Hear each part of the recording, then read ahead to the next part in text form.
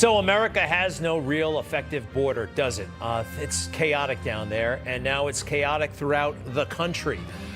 Major cities, small cities. Here in New York City, well, it's unbelievable what's happening. The city has been kind of on the edge for a while, but we haven't seen this in decades. About 100,000 people here so far, here illegally, and it's driving us crazy. What are we going to do about it? Well, we need a new mayor desperately. Listen to the guy we have right now. Talk about a narcissist. I'm Gandhi-like. I think like Gandhi. I act like Gandhi. I want to be like Gandhi. All right, see what I mean?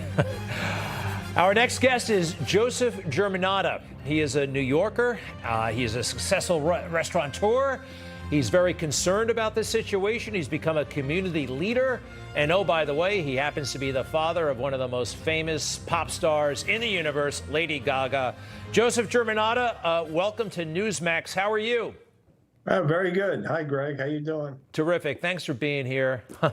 We have Gandhi as mayor. How about that one? Sir, give us a sense of how your neighborhood and life has changed recently. Well, the Upper West Side has always been a pretty calm neighborhood. It's very family oriented, and it's a true neighborhood where people walk down the street. You run into neighbors, you chat. We know the store owners. The store owners come out, they say hello, etc. It's a very, very quiet, pleasant experience to be on the Upper West Side.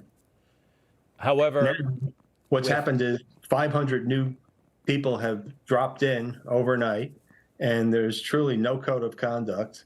And so what's happening is that we're seeing, new trash everywhere, empty bottles of beer, hypodermic needles. There's some drug dealing going on. We see hookers on the corner now. I mean, it's changed overnight. Within the past 3 weeks, it's just gone to hell. And, New Yorkers are generous people, and, we love everybody. But, let's be real here. Mayor Adams talks like this is somehow our responsibility. This is a city that's kind of, it's tough to stay afloat here. And he's putting this on the people. I find that very kind of, it just seems so unfair. It seems narcissistic to me. But I don't get it. I don't get what he's doing. They're really not prepared. They weren't prepared for this, and they've got an agency running it. They've done about 120 sites at this point, and they still haven't gotten it right. There's insufficient security. All they have is on-site security. There's really no NYPD presence. But recently, we met with a group called from NYPD called Community Link. And they seem to be on the ball, and they've assigned an ambassador to our neighborhood. And so that when there is an issue, we have someone to call other than 911. And, they've taken true responsibility for getting us back to normal. So this is more than a local problem. This is a national problem. The Secretary of Homeland Security says there is no problem. Take a look at this, please. Our approach to managing the borders securely and humanely, even within our fundamentally broken immigration system, is working. It's working.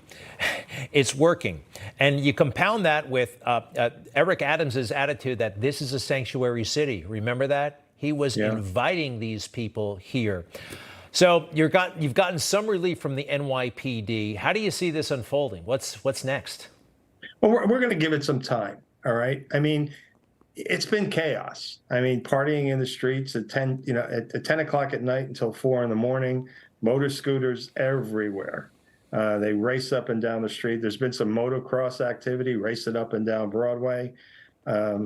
It's quite scary, to be frank. All right. People are not as comfortable walking their dogs in the neighborhood. I mean, just last night, one of the migrants beat up on his wife right out on the street. And one of my neighbors called 911. The police came, and it was, they let him go. So now we know that we have a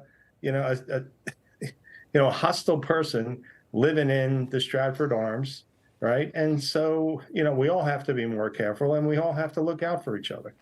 Well, this is insane. And by the way, these people came here illegally.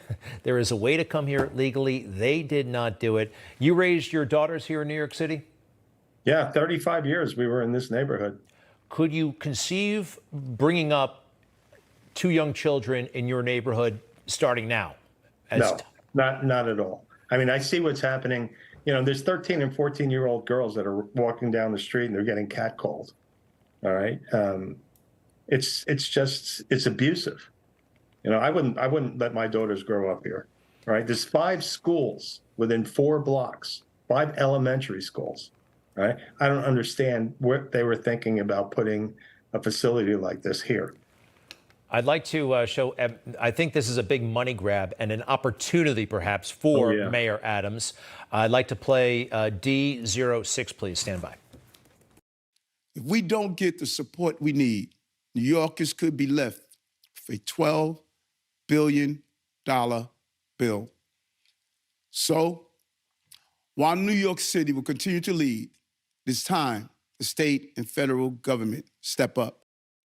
$12 billion. Look, for 100,000 people, that's kind of insane. At the same time, a lot of us think the globalists want the cheap labor and the Democrats want the votes. Not to suck you into a larger political situation, but do you have any thoughts on that?